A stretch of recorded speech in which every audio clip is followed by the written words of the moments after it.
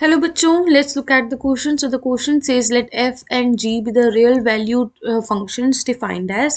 तो f of x हमारे पास is equal to this when x is greater than equal to 1 और f of x की value हमारे पास 4x plus 5 है जब x की वैल्यू 1 से बड़ी है बट 7 से greater less than equal to है. देन है हमारे पास f of x की वैल्यू 8x plus 3 है जब x की वैल्यू 7 से बड़ी है. नाउ हमारे पास जी ऑफ एक्स क्या फंक्शन है. जी ऑफ एक्स हमारे पास मॉडुलस ऑफ एक्स है जब एक्स जो है हमारे पास -3 से छोटा है, राइट, लाइक -4 है, -5 है, अप टू सो ऑन.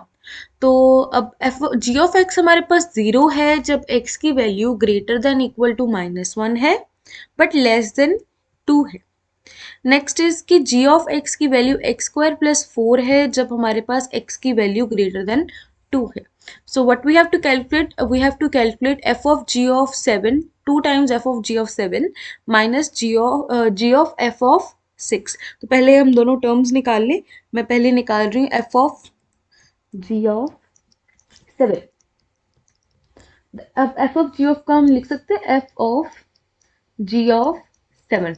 इसका मीनिंग है कि हमने पहले g के फंक्शन में 7 पुट करना है, देन हमारे पास जो वैल्यू है उसको f के फंक्शन में पुट कर देना है. अब g of 7 x की वैल्यू क्या है 7.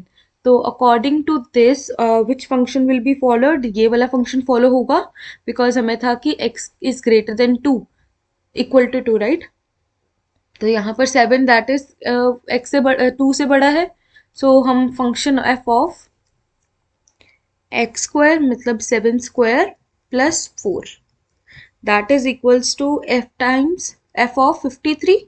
अब एक्स की वैल्यू 53 है, हमें कौन सा रिलेशन देखना है इन तीनों में से. एक्स की वैल्यू 53 है मतलब एक्स की वैल्यू इज ग्रेटर देन 7, तो ये वाला फंक्शन होगा 8x plus 3. So this implies 8 times 53 plus 3. So this is equals to 427. Now we have to calculate g of f of 6. तो g ऑफ f of 6 हम निकाल लेंगे g of f of 6. इसको हम लिख सकते हैं like this g of f of 6. अब इसका मीनिंग क्या है कि मैंने f फंक्शन में b 6 पुट करना है और जो वैल्यू आई मैंने फिर g के फंक्शन में पुट करना है, राइट. सो दिस इम्प्लाइज यहाँ पर x की वैल्यू 6 है इस पर, तो कौन सा फंक्शन फॉलो होगा. तो हमारे पास ये सेकेंड वाला होगा because x is greater than 1 and less than equal to 7. तो 7 से छोटा है 6, right. So that is why 4 times g of 4 times x की वैल्यू यहाँ पर 6 है plus 5. 6 4s are 24, 24 plus 5 is 29. So g of 29, right. अब g ऑफ 29 आया. अब हमारे पास यहाँ पर है कि when x is greater then, अब g फंक्शन में कौन सा लगेगा, ये लास्ट वाला. क्यों? क्योंकि x की value greater than equal to 2 है. 29 is greater than equal to 2, right. तो x square plus 4 this implies this will be 29 का square plus 4. So this is equal to 845. Now let's calculate the value of this term. This is 2 times f of g of 7.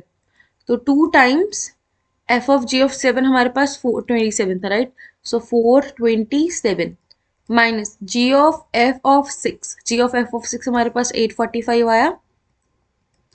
So this is actually 427 times 2 427 times 2. It's it's around 854 minus 845 and this is equals to 9. Let's check the options. Now according to this, option A is the correct answer for this question. I hope you understand it well. Best of luck.